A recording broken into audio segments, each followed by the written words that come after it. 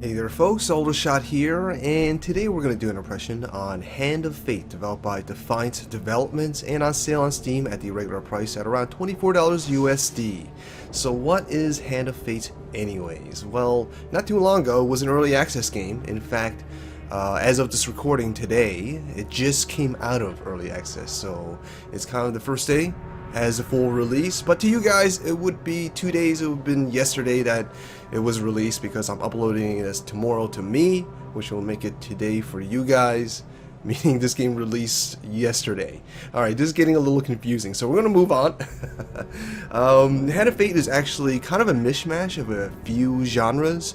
I think the one that takes the most precedence is what many would call the roguelite genre, where it'll feature randomly generated dungeons as well as loot and events, and of course permadeath. So if you die, that's it, game over, start over, yada yada yada, right? But the game also has some pretty interesting kind of action adventure mechanics, especially in its combat, but it also has a little bit of card game mechanics as well, which makes it very interesting. So let's jump into the game. She waits for you, even now. And what we're going to do before we actually get into the game is explore what you'll be getting for your $24. So let's take a look at that. As far as options is concerned, fully customizable controls, which is fantastic. It does support the gamepad, which is great. The game definitely feels better with the gamepad in my opinion. It really has to do with the combat, which we'll explore more down the road, of course. And let's take a look at the settings. Your usual suspect as far as audio sliders is concerned. The graphics menu, not overly robust to be completely honest, but it does have the necessities, so there is that. At least it's there. There's a plethora of different languages for you to play through. You can also reset your game progress, which I highly don't recommend doing unless you're looking for a fresh start. And there's credits, of course, so let's get out of this. Let's see, there's also leaderboards, but that'll open up a new browser, so we won't be doing that for the sake of this recording. But for those who like to climb the leaderboards to be #1, super elite, fat loot, and all that kind of good stuff, it is there for you. And as far as in the ways of features and extra modes, there are two. There's the main story mode, which is the main campaign. What we'll be exploring mostly today is the real meat and potatoes of the game. I think that's where the majority of players will be spending most of their time. But there's also endless mode as well. Now it parallels the story mode. It's very similar to story mode, but the biggest difference is that there's no end boss to the dungeon. There is no end to the dungeon. You just kind of keep going until you die and see how far you can push yourself. So it's a nice little distraction from the main campaign. Definitely welcomed, of course. But let's jump into the main campaign and see what the game has to offer. Now when you jump into the game, you'll be greeted by this little screen here, or you could say a box of cards, if you will. Alright, and each one of these cards represents a dungeon and also its end boss of the dungeon, and each line going horizontal represents a level. Okay, now these are individual dungeons that you'll be playing through, but it will require you to finish all 3 of these dungeons and kill all 3 of these bosses in order to proceed to the next level down here. Now when you actually complete one of the levels, a full horizontal line here, right, you'll also unlock a level bonus, and the first one being the goblet, which will make my counterattack stronger. It'll increase my stun, and also make my starting gear better as well. All great stuff, but this game really likes to play on the idea of risk and reward, and you can clearly see it because this bonus, this so-called prize, also offers some negative, some debuffs as well, as in bandits are stronger, skeletons are stronger, and bandits now have throwing knives, which is kind of a pain in the ass. So you'll kind of see that throughout the game as we explore more of it. Like I said, this game really likes playing on the idea of risk and reward. So as you can see, we've actually finished 2 lines. So we've actually dived into level 3 of the story campaign. We've unlocked 2 level bonuses, the goblet, which we already took a look at, and the scepter, which allows us to have faster movements, better food, better starting gear, and some mobs are more powerful as expected, right? So let's see here. We've already taken care of the Jack of Dust. as well as the Jack of Skulls and the Queen of Dust. I really want to show you guys these cards just because I think the theming of this game is absolutely fantastic.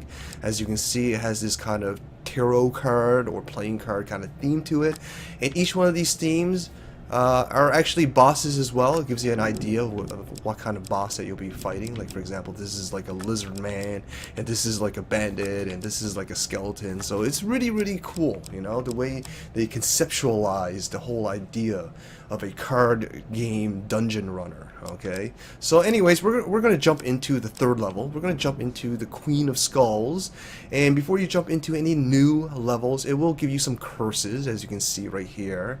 We're going to go in with Haunted, which will give the player, let's actually read what it does. Whenever the player purchases a new item, they gain a curse. So that's not so great. Curses are pretty bad. They're permanent debuffs that are very, very difficult to get rid of.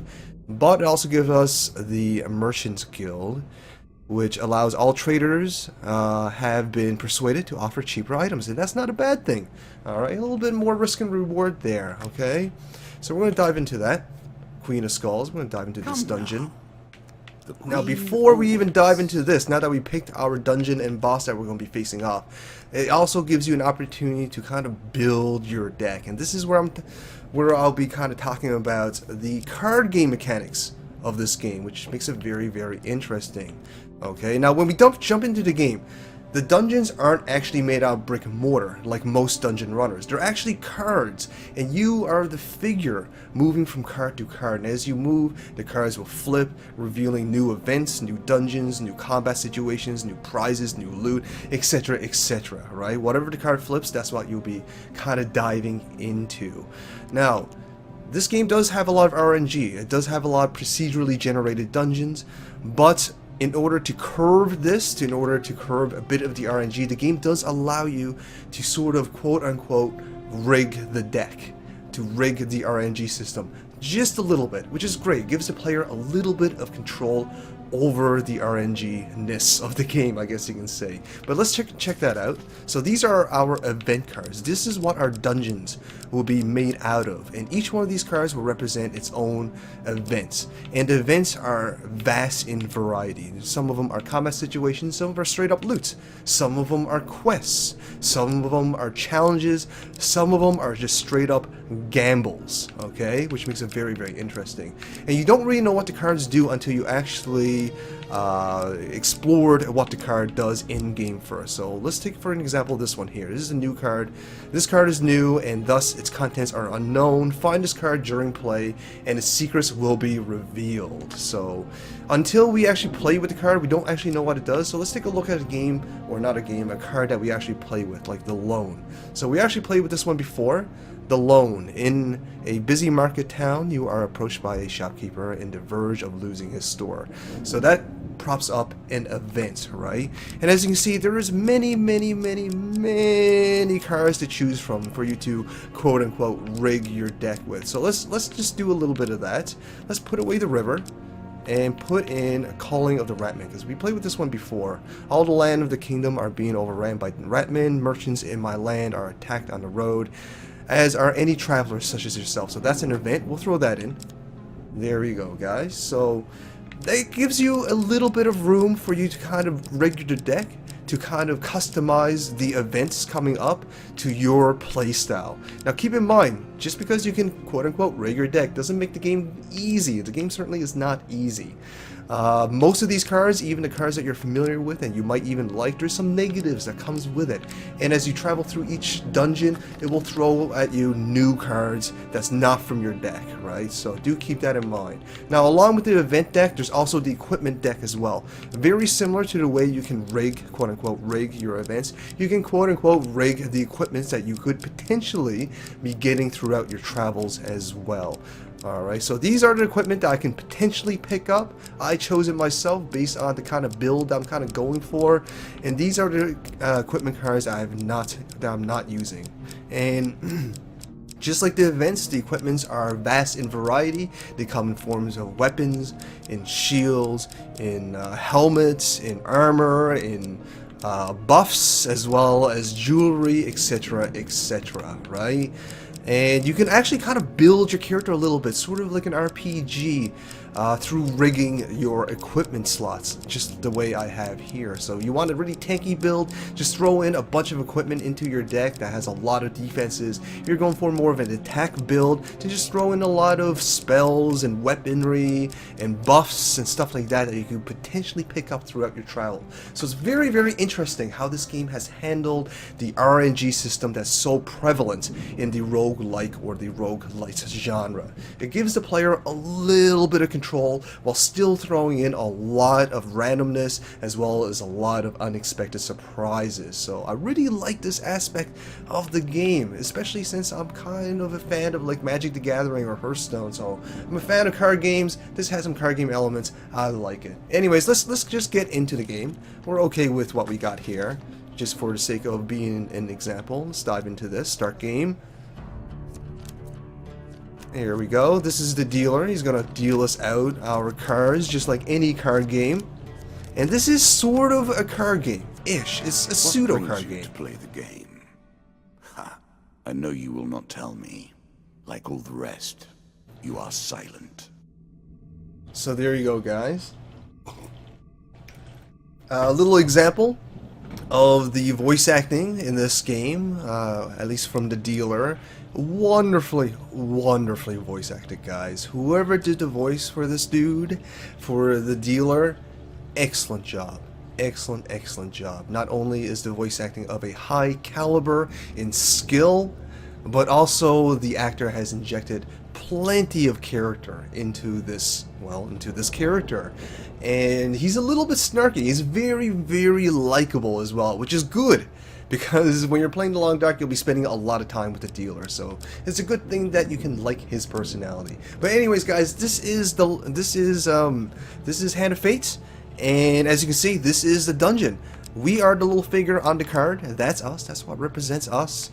And these cards represents a tile in the dungeon. As I mentioned before, this is very interesting as a dungeon crawler because it's not made out of brick and mortars. It's made out of cards. Each card is a tile, and as your character land on the card, it will reveal a new event. So let's do that. Alright, so we found the apprentice. Mages have their own rules. So let's take a look at what this is all about. One day, you happen upon a young wizard practicing his magic in the forest. He greets you in a friendly manner and beckons you closer. I am but an apprentice wizard, with many debts in my mentors. For a small fee, I could transport you to a destination far in a faraway land. Let's see here. Now, we can pay with food, decline, or pay with gold. Now, we don't have any gold. I don't really want to pay with food. And for the sake of this video, I don't really want to skip too much stuff. So for the sake of this video, we're going to decline it. Normally, I would pay because it will get us further into the dungeon. But we're going to decline for the time being. The wizard shrugs and goes back into practicing his wand staff. Not terrible, you know, we can call it a neutral card. A lot of these events are negative and it could give you some dire consequences. So even though we never picked up the bonus in this card, I'm still happy that we got a neutral card that never took up any of our resources. Now, something else about moving from tile to tile, pay attention to the cards on the bottom left hand corner. You'll see health, food, gold, and some equipments in the back. Pay attention to the food card, okay? I'm going to move to the next tile and you'll see the food go down. Just like that, right? And that's very important. Food is a very important resource in this game. Each step of the way will cost you 1 food. And when you run out of food, you start starving. And when you start starving, you lose health. So when you run out of food, every step will cost you 10 health points. And obviously you don't want that. You're going to want to keep an eye on your food meter. You're going to try and restock as much as possible, if possible. Because these dungeons can run on for quite some time sometimes. But anyways, let's explore this event, Heroes Remain. You pass a funeral. It's obvious from the size of the procession that the deceased was a well-loved figure. You are approached by the cleric. The great hero fell defending our beloved town of Windermere. His sword and shield are powerful artifacts, but must be returned to his hometown for the proper burial rites to be completed. Will you do this, traveler? So we have a choice here. This is a quest event, so let's see, we can either take the hero's belonging or make an excuse. You know what? We're going to take the hero's belongings. Thank you. This will mean the world to his family. The town would have revolted had these artifacts had not been returned. is not far from the hero's hometown. Look for the town's cleric when you get there. Okay, so we got a Viking blade. Great. Really? We have a pain, which is a shield. Wonderful. And anything else? Anything else? Okay. Okay, and a heavy burden. After 5 steps, players loses 5 max health. So this is kind of a penalty for having this equipment. I think this is sort of like incentive for you to return it. However, we do have the choice as the player to keep these things and not complete the quests if we so desire. Right? So we can keep the riches that we just got or return it and be good buddies. It's really up to us. But now that we got a little bit of equipment, let's take a look at the equipment screen in this game, if the game allows me to. Heroes return. Okay, we still have to finish this event. There we go. So let's see here. This is the equipment screen here. Alright, and each one of these sort of circular inventory menu that is very common in console games. They represent, you know, different attire and equipment, helmets, armor, weapons, gloves, jewelry, etc., etc. And you can kind of change your equipment as you please. Right now I don't think we have, so we can choose either the Viking blade or the axe, our choice. We're going to keep the Viking blade for the time being. We might as well use it if we have it, right? But there we go, a little example of the inventory menu and some of the potential customization that you might have for your character. But let's move on. Let's finish our quest and see if we can find the hero's home. Alright, Ratman hunting. So this is a combat event. You stumble upon a Ratman hunting party. Prepare to defend yourself. The party draws you 1 monster card. So here we go, 4 of plagues. And the plague obviously represents the rats, 4 represents the amounts of enemies that we'll be facing. Again, wonderfully conceptualized, wonderfully themed and motifed.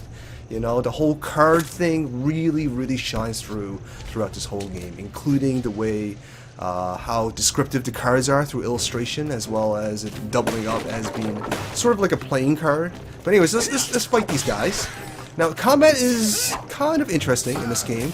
If you play the Batman Arkham Asylum games, or even Assassin's Creed, you might be quite familiar with it. It's very much just kind of mashing the attack button until you see a counter cue, as you saw, those green little, those things right there, those green icons. That means hit the counter button, and you'll counter and do lots of damage. There's also a stun attack as well, very similar to, say, Batman Arkham Asylum, right? So if you play those games, you'll be quite familiar with it. Now, something about the combat, it does feel a little bit sluggish, it does feel a little bit stiffer than games like Assassin's Creed or Batman.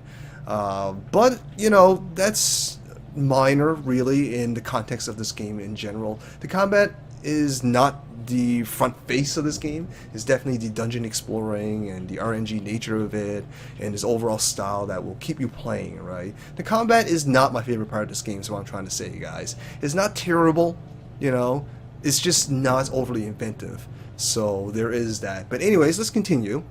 You sigh as you there we go. You sigh as you search the bodies, finding nothing. If only there were another way to stop the plague Ratman, pay someone to take care of it, perhaps. Okay, well, let's move on. Alright, so we've found the end to our quest, Hero's Return.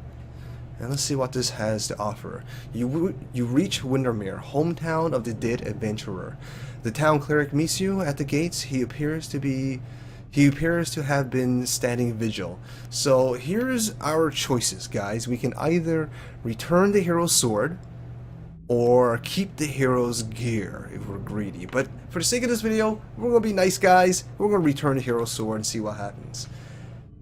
Thank you. This blade will once again be wielded in righteous fury. Do you also have the shield?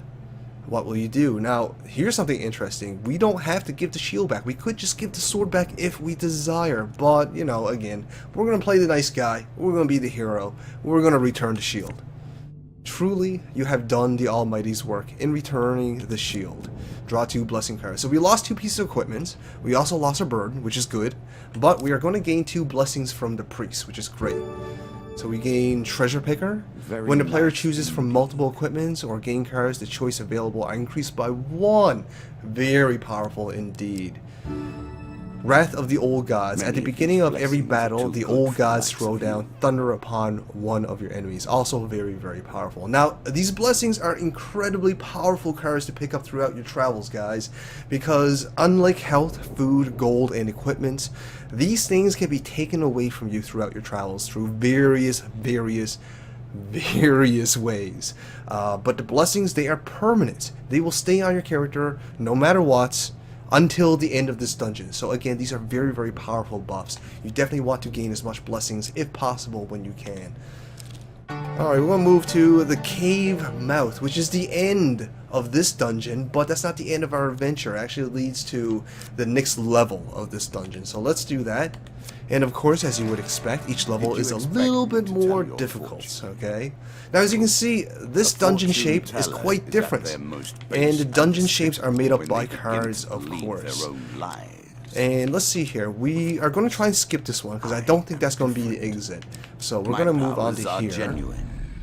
Dark Dweller. Made flesh, but with no craft or substance. Your path is blocked by an evil mass of tentacles and eyes. But unfocused. Even as you watch, the thing sprouts new limbs, reaching eagerly for you. We can either attempt to get around the creature, or flee back the way we came.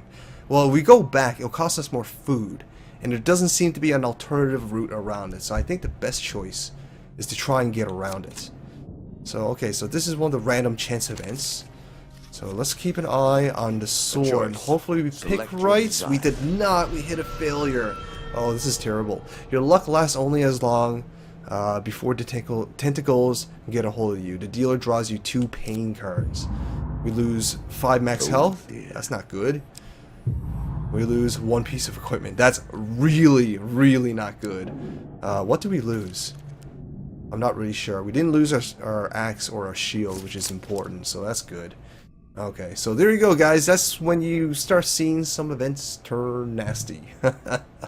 Now, before I continue, I kind of want to talk about the aesthetics of the game, because I think it's very, very important to Hand of Fate, especially the way that they handled it. Now, I've kind of talked about the theming of this game. I love it, obviously. The whole card game nature, the motif, and all this stuff is very wonderfully well done. And on a technical level, this game is wonderfully well done as well. You know, it's extremely high fidelity as far as visuals are concerned.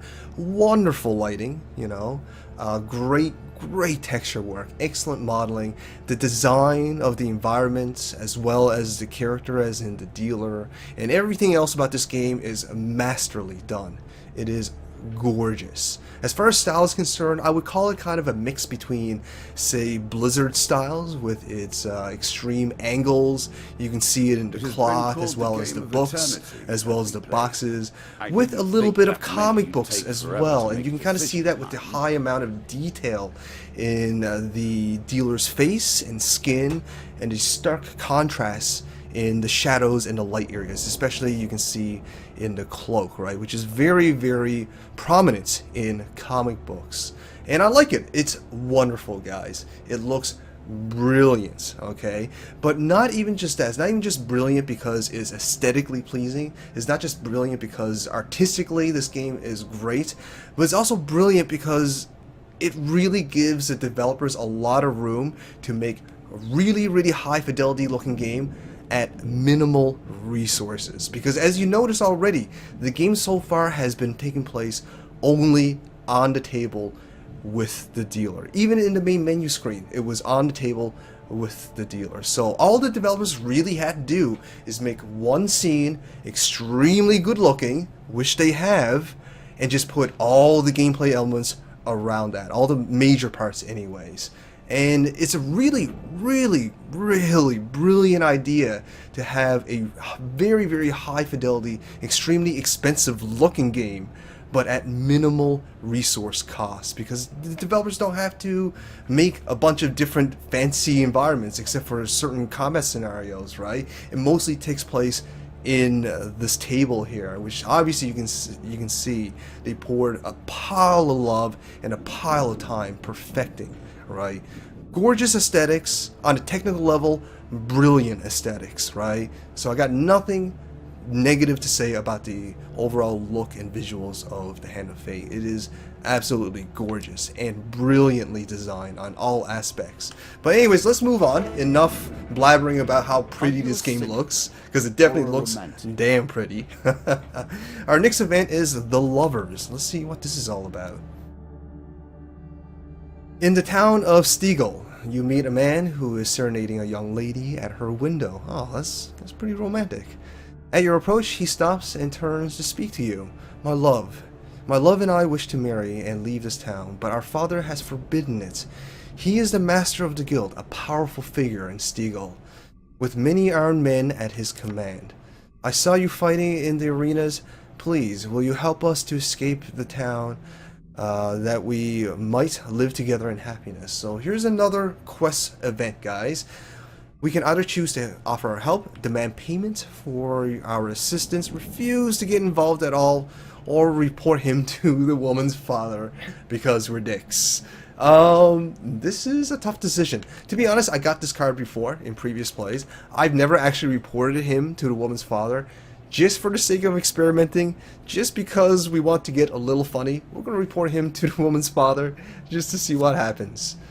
The young man flees as you knock on the door. An armed guard takes you to the dining hall where a large, well-dressed man sits, noisily eating a lavish banquet.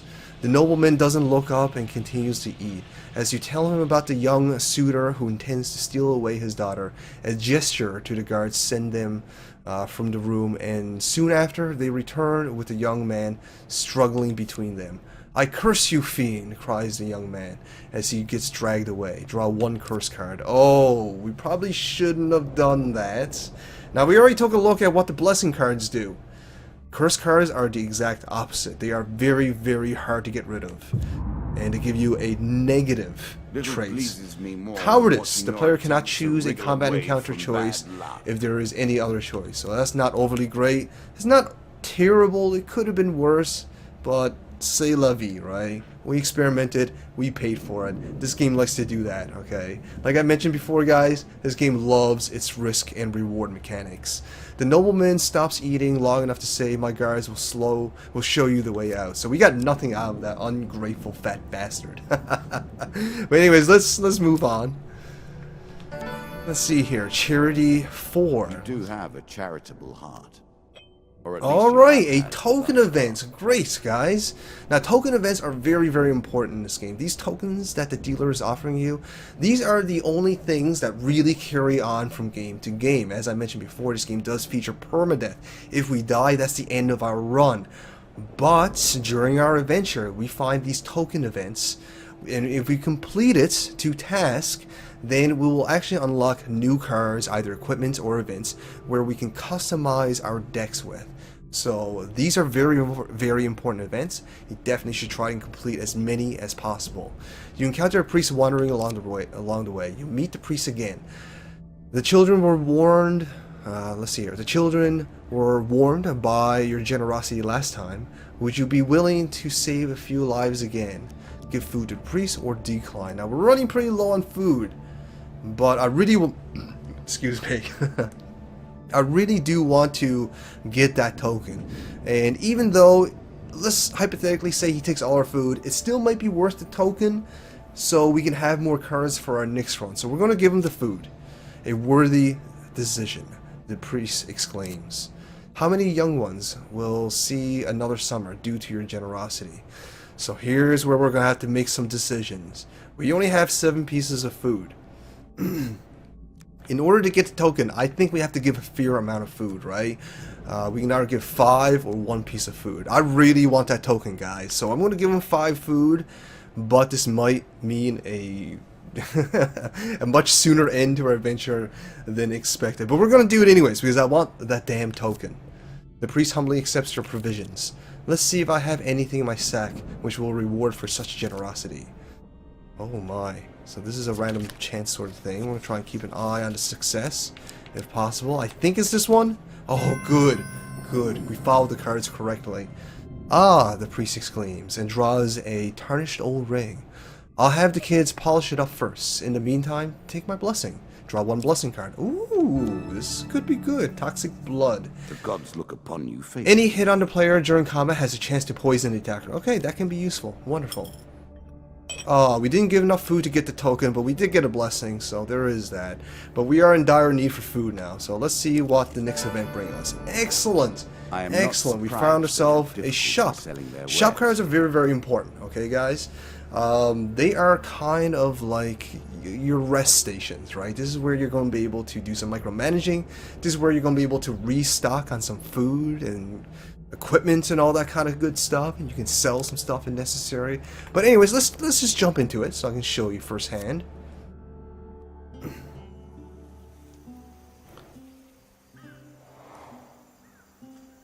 Alright folks, so we're in the shop now. Here we go. And this is general store. So this sells a bunch of stuff. We can buy different various items, as you can see. You know, different equipments. Or we can sell our items, if necessary, which it might be, actually. Or we can heal our wounds. We don't need to heal our wounds, but I think we need to buy some food. Let's see, 1 piece of food costs $4. 5 pieces of food costs $18. We might actually have to sell something to get some food. We're in dire need of it. We probably don't need the Crown of Hindsight that much in comparison to food, so we're going to sell this. So that's 10 quick bucks right there. We're going to buy some food. Can we afford the 5-piece? No, we're going to just buy as much of the 1 piece as possible. So that would equate to 2 pieces of food. So now we're at 3 pieces of food. We at least can take 3 steps without worrying, but we're still pretty low. So there you go, that's the shops. Again, very, very important cards to find along your travels. This is RNG based, so sometimes you'll find it really, really early on when you don't need it. Sometimes you'll find it much later than you actually wanted to. So there is a little bit of that, although you do have the ability to rig the deck to a certain extent. RNG still plays the majority role in this, okay? Steers. Alright, we're going to move on to the next level. Take the steers. You embark upon the next leg of your adventure. Yes, indeed we do.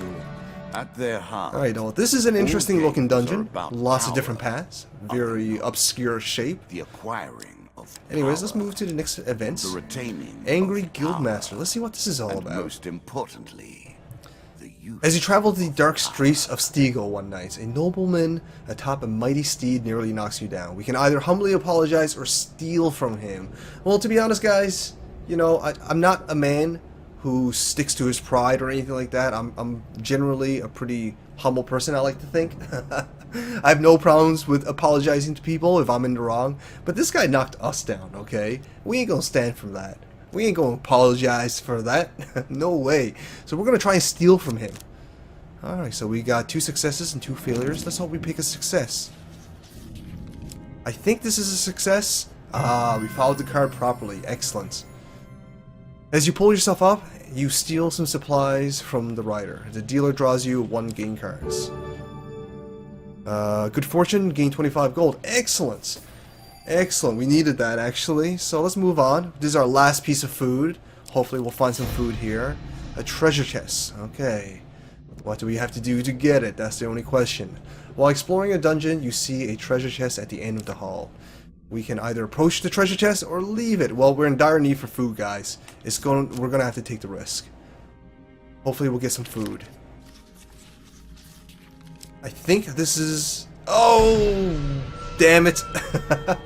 That's a failure. Alright, approach the treasure chest, you move forward carefully, but suddenly you hear a click, blah blah blah, we're gonna take some damage. The room begins to fill with deadly gas, attempts to escape the gas, of course. Okay, we got another chance. Unfortunately, we only have 1 success card this time. This one? Oh my god, we picked a huge failure. This is really bad. Tripping, you fall on the floor and gasp. Drawing in the poisonous mist, you try to recover and stumble through the other side. The dealer draws you 3 pain cards. This is terrible.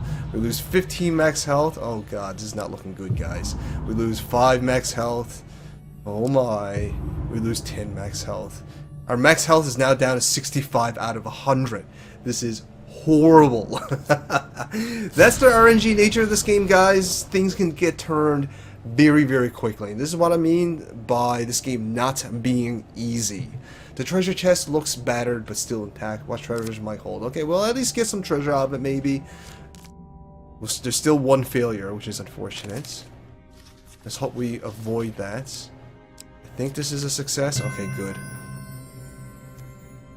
After a mighty heave, the log gives way and the spoils are yours. Good. Good. Gain 4 cards. Okay. Select one to keep. Alright. Fate's Folly.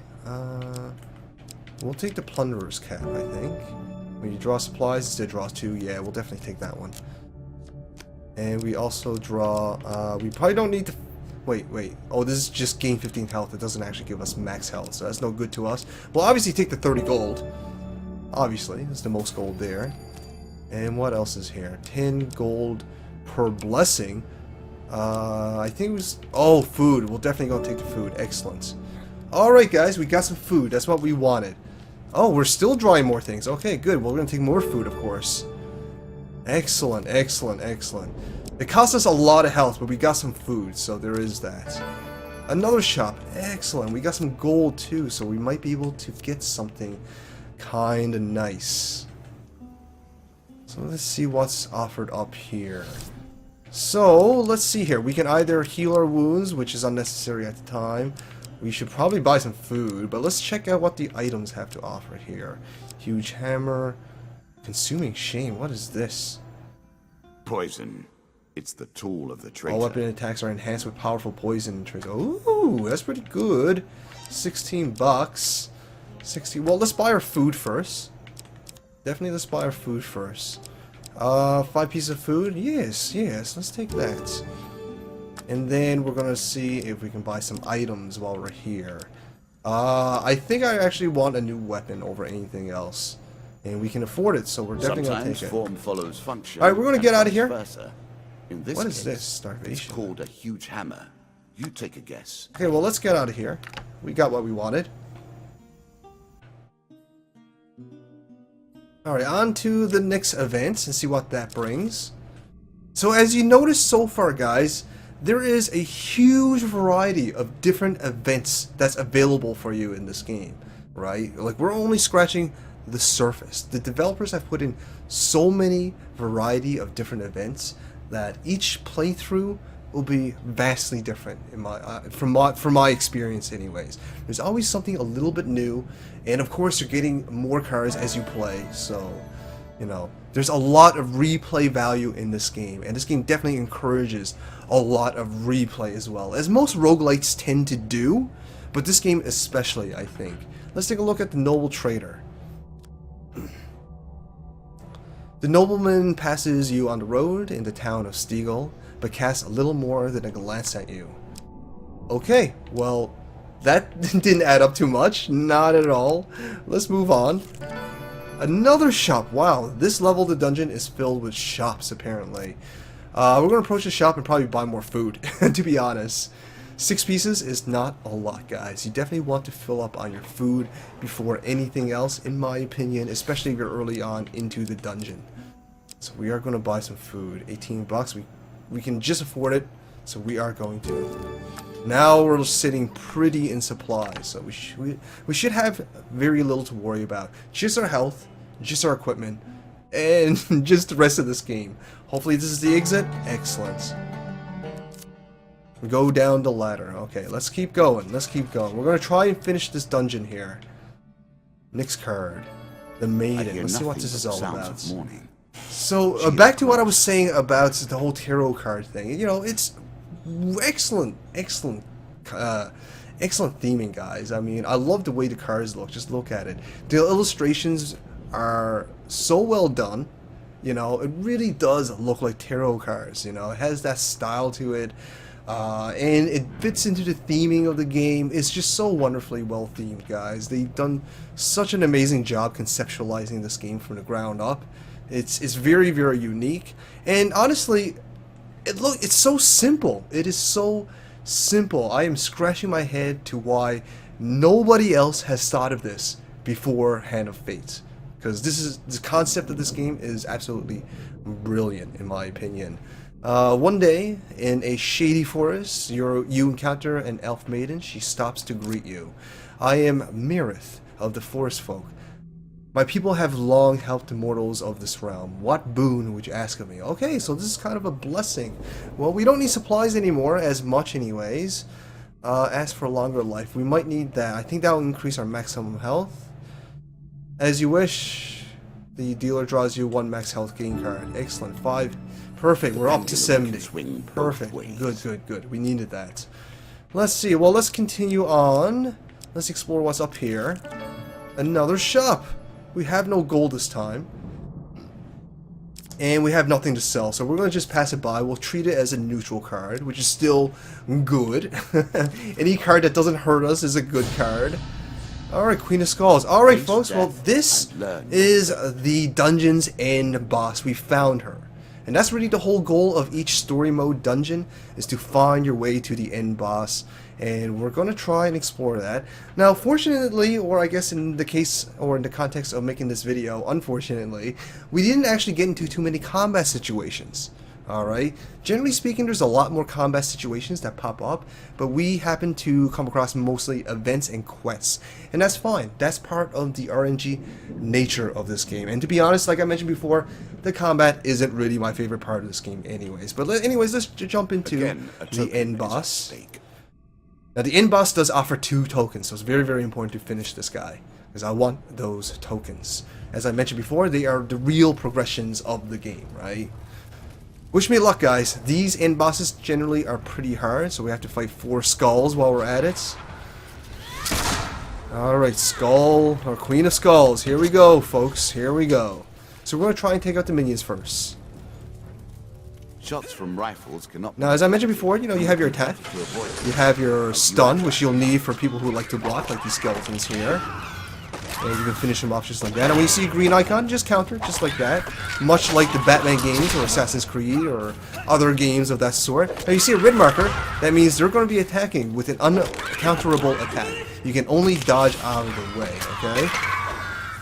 Now, as you can see, the combat is a little bit stiffer than, say, Batman. I'm not sure if you guys can see it visually, but when you play the game, you'll definitely feel it. It does feel a little bit harder, like the characters are heavier, or something of that sort.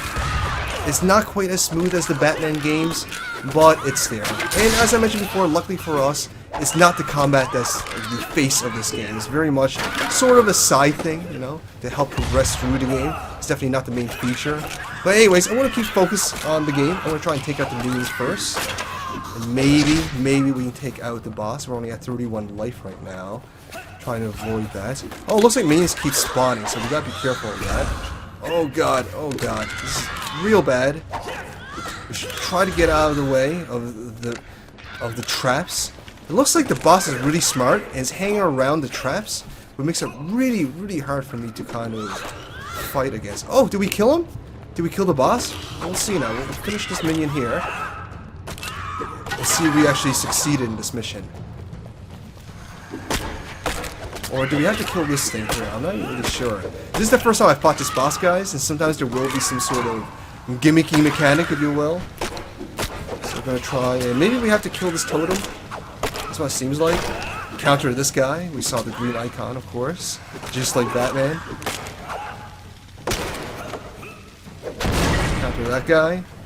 Yeah, I think we have to just kill all the minions, and then we might have this boss beat. Hopefully the minions don't kill us. Take this, take some of that. Hack, slash, all that stuff. So why is this not completed? Okay, there we go, guys. Look at that, we finished the dungeon. Alright, you guys are good luck. I've been kind of struggling with this dungeon for a little while, actually, so thanks for being good luck, I guess. When even a creature as haunting as the Queen of Skulls perishes. So there you go, guys. We just finished the boss. We finished the dungeon. We got some tokens out of it, which is pretty fantastic. Pretty happy about that. Let's unlock them. See what cards we got. Queen of Plague and the Dark Ritual. Okay. It's one of my favorite magic cards, actually. Arrow Cutter and Mortal Whimsy. Cool. So there you go, guys. That's a little bit of Hand of Fate. Super fun. I really, really like this game, guys. I'm not sure if you can tell. Graphically, aesthetically, You know, I got no problems with it. It's gorgeous, absolutely beautiful, both from a design aspect, from an artistic aspect, as well as from a technical aspect as well. Brilliantly visualized, conceptually just as brilliant. Wonderfully done as far as aesthetics is concerned. And gameplay wise, extremely unique, guys. A card-based roguelite? Why haven't anyone else thought of this? This seems so obvious now that I'm playing this game, right? My only real critique, I guess, is the combat. It does feel a little bit stiff, you know, and it is kind of unoriginal, especially in comparison to the rest of this game, which is so unique. The combat it feels a little stale, to be completely honest. It feels like a lower class Batman game, which is unfortunate. I don't feel like it's really up to par with the rest of the standards of this game. It's not horrible. The combat is not horrible. It's not so unenjoyable that I don't like the game anymore, right? It's still functional. It does the job for what it is. And luckily for us, the combat is very much a side thing for this game. It's not going to be the main feature. It won't be the reason that you'll be playing this game. The main feature is definitely its wonderfully designed RNG system, as well as some of the deck building mechanics as well, which definitely will help players come back and try to rig the RNG into his favor and all that kind of good stuff. But overall, guys, Hand of Fate, I got nothing but good things to say about it, except for maybe the combat. And I can do nothing but recommend it wholeheartedly to anyone who might be interested in it. And I don't say that a lot about a lot of games, okay? Brilliant game, well worth your money in my opinion. So there you go, folks. That's a bit of Hand of Fate. Hopefully you guys found this informative. Hopefully you guys found this enjoyable. If you did, you know, show me some love, like, share, fave, and comments. And if you haven't already, I would greatly appreciate it if you would subscribe, and I'll bring you more videos like this. I'll show you some more cool games and let you know if it's good or not and all that kind of good stuff. Thanks for watching, folks. All the shout outs.